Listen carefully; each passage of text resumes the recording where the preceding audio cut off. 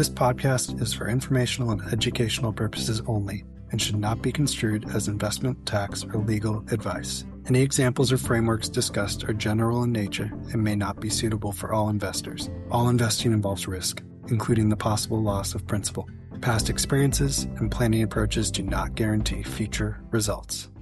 It's reasonable to create your estate plan with a simple instruction. Split everything equally among the kids. On the surface, it feels right. It's clean, it's objective, it's seemingly conflict-free. No one's favored, no one's left out. But in practice, equal and fair are not always the same thing. And for families with meaningful wealth, especially those with a mix of asset types, equal division can quietly create tax imbalances, liquidity issues, and unintended inequities that only become clear until after the estate is settled. And then by then, it's too late to fix. So consider this example. Family has 3 kids, $9 million estate made up of a $3 million traditional IRA, $3 million taxable brokerage account, and a $3 million apartment building. And the estate plan just says divide everything equally. So each child receives $1 million from each of those 3 assets. And it seems perfectly fair on the surface, but what each child actually keeps can look a lot different. That's because the traditional IRA is going to owe ordinary income tax on distributions. The taxable brokerage account may benefit from a step up in basis and owe little to no capital gains tax. And then the apartment building may receive both a step up in basis and then potential income, depending on how it's managed or sold. Of course, that could come with some headaches too. But on paper, equal. In reality, very different after-tax and managerial outcomes. So let's step into this a little bit further. Assume that child 1 is a high earner in a high income tax state, very busy, and they're not located near the family's real estate. Child 2 is a low income earner, not interested in the management of the family's assets. And then child 3 is a moderate earner who is the most involved with the family's apartment building. So splitting each of those 3 assets equally can cause a couple problems here. Child 1, who is the highest earner, they're going to pay a lot more tax on the IRA than child 2 or 3. And then child 3, who's the moderate earner who's involved with the family's apartment, it's possible that they might find some resentment if they manage the apartment building well, but then has to split the financial benefits with their 2 siblings. So not a philosophical problem, a mathematical one. So if you think about this deeply, then you might arrive at a different goal. Not equal on paper, equal in outcome. And this is where estate planning can be more intentional. So instead of dividing each asset evenly, assets are strategically allocated based on their tax and managerial characteristics. So in this example, the child in the lower tax bracket may inherit more of the IRA assets, and the child in the higher tax bracket may receive more step-up eligible assets. And then the illiquid assets go to the beneficiary's best position to manage or hold them.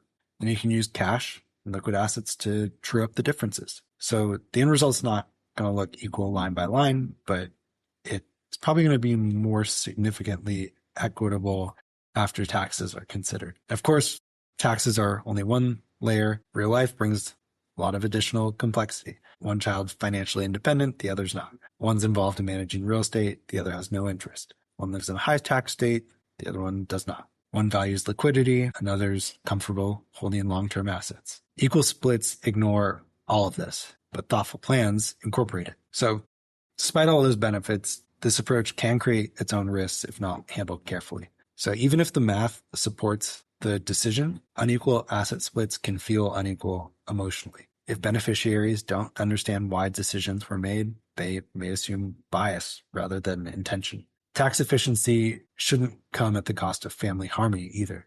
The quote-unquote perfect plan on paper can fail in practice if it creates conflict. And then there's incorrect assumptions too. Future tax rates, income levels, and laws are all uncertain. So plans built on rigid assumptions may not play out as expected. Now, once you see the light of this, there is a temptation that you want to seek out these tax inefficiencies of equal splitting and then try and engineer the perfect outcome.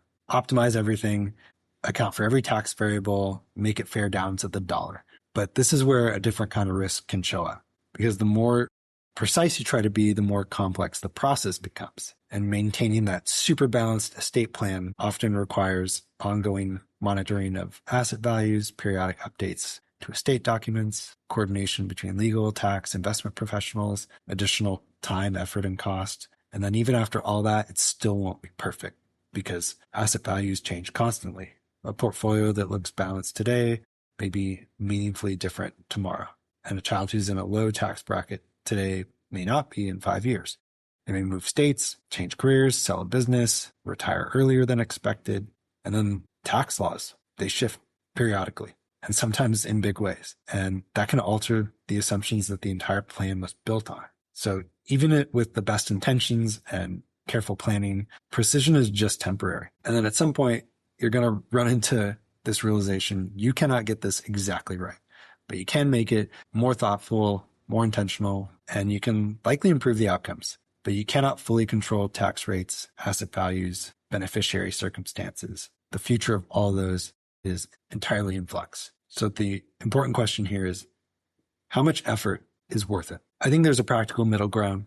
The answer isn't to just ignore tax differences, but it's also not to chase perfection. That middle ground is going to have a few characteristics. It acknowledges that there are tax differences between assets. You can make a one-time and then maybe periodic adjustments to improve fairness. You can just aim to get the numbers reasonably close, but not exact, and then avoid constant restructuring that adds cost and complexity. In other words, you optimize where it's practical and accept imperfection where it's inevitable. I think a thoughtfully executed, close enough approach may be more effective than a highly engineered one because it reduces the administrative burden, ongoing costs, and the risk of overreacting to short-term changes. And the bonus is that this plan is probably easier to explain, easier to maintain, easier for beneficiaries to understand. And when you lump everything together, estate planning is not just a math problem. It's a long-term decision made under uncertainty. And in my experience, the families who navigate this well tend to do a few things differently. They treat estate planning as a family decision framework, not just a set of legal documents. There's a clear definition of fairness upfront, not just in dollars, but in outcomes. They communicate the reasoning behind the decisions clearly and early, and they work with advisors to model after-tax outcomes, not just asset values. So to sum it all up, for families with substantial assets, the difference can be measured not just in dollars, but in relationships. Equal division is simple, but simplicity is not always precision. And when you're dealing with a lifetime of accumulated wealth and the people that it's meant to support, precision matters.